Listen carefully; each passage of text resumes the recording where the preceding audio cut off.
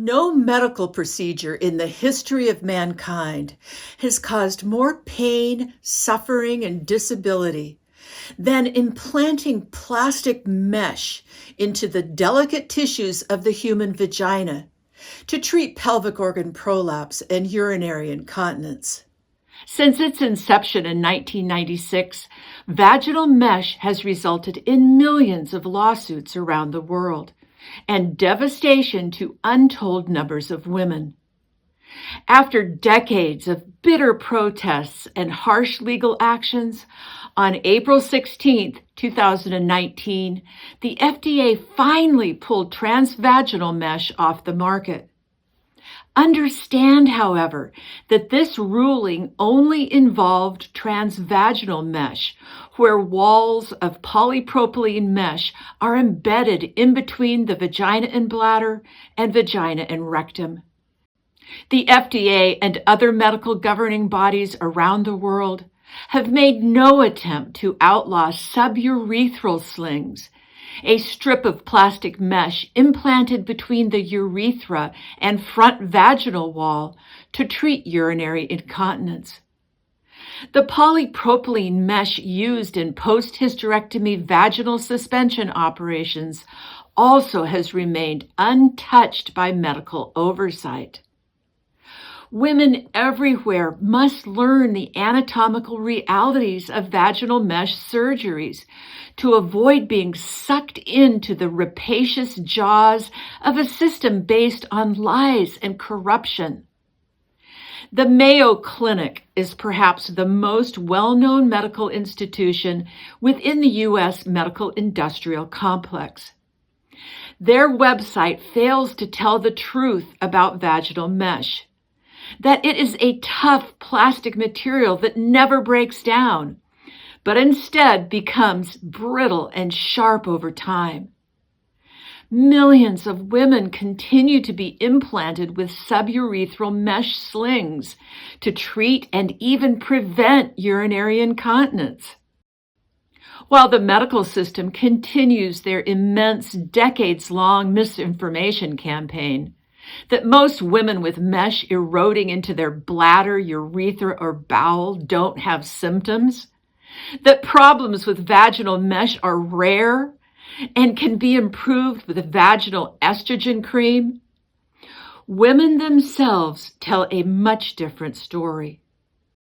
Basically what's happened to in my condition or my instance is that I noticed I had a bulge in my vagina. It wasn't serious, but I noticed something was there. Why I was so afraid is that I didn't know what it was. I thought maybe it's cancer or something because my mom was diagnosed with uterine cancer. So that's what the big alarm bells went off. I went to my doctor who examined me and said basically, don't worry about it, do nothing. Well, when there's something bulging in you, how can you ignore this? It's there. So I went to another doctor for another opinion, which I thought was smart. Went to this fellow and he examined me and called me into his office and basically said, if I don't do something, I'm going to be inside out. Well, I really got scared. And basically he said I had a uterine prolapse. So at that point, I was shocked, overwhelmed, and I said, okay, just take it out. Because he said it's very hard to attach. That was my big mistake. If you have your uterus, keep it. Another appointment at the doctor, went back to see him, and I basically told him, I'm worried about this whole procedure. I don't know what you're all going to be doing with me, and I'm worried about mesh. I said, I hear there's lots of lawsuits in the States, it's lots of complications. I'm wondering if that's happening in Canada because I do not want mesh in my body. He looked at me, he says, oh, no, that's just in America. Don't worry, we don't do that in Canada. This is a routine procedure. There's nothing to worry about. Proceed.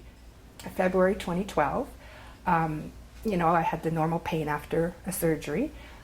I was progressing quite nicely, and then 2 weeks after, it's like 180-degree change. All of a sudden, I had such pelvic pain. It was like a vice grip in my abdomen. I could not sit like this. I couldn't walk. From the bedroom to the bathroom was a long walk. I couldn't stand up straight. I was like a bent over 90-year-old and in excruciating pain. Right away phoned back to the doctor and made an appointment. He examined me and said, oh no, it's nothing to worry about. Just take some of these antibiotics. He had lots of surgery and just carry on. Another month went by, nothing happened. Went back to him, he just dismissed me. Basically dismissed me, wanting to send me back to work, and had all this pain. Found another doctor, told her, I thought a woman doctor would give me a little more sympathy.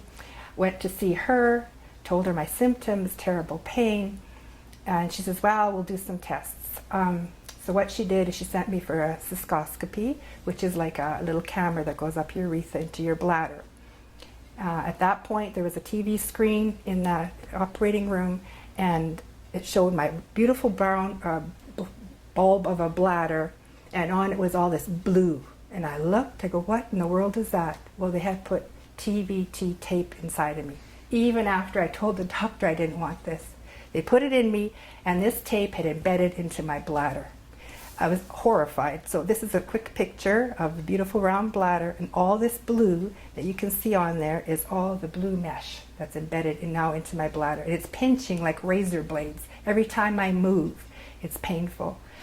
At that point, we tried to research another doctor, and basically I was just dropped. They just said, well, we'll get a consult from Calgary, wait a couple weeks. I got a phone call back from this doctor, and basically she said to wait 6 months to a year.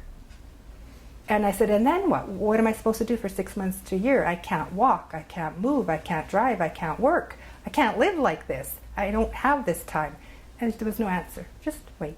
So we actually went to the head of gynecology in Saskatoon, the city where I live, and he actually looked at this and he agreed that mesh is a problem, and he said there was no one in Canada that can remove it completely.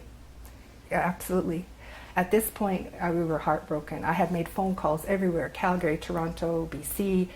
There's many urogynecologists everywhere, and there's 3 years and up waiting lists. Within a certain time period, I don't know exactly the stats. And what happens then, it starts to cut inside your body like a hacksaw. And what happens, the polypropylene starts to break apart like a snake skin, and erode into the body and causes infection, inflammation, and all these other symptoms. I went back to my doctor after this happened, and I wanted to get a referral to go to California. And I says to him, I told you I didn't want mesh in my body. And you know what he told me? You don't have mesh.